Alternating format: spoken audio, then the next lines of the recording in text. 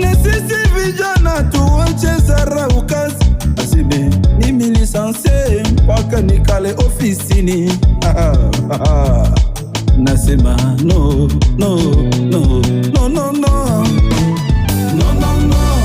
Tumika kazi kwa nguvu zako zote, haijalishi kazi gani. Mpaka heshima irudi.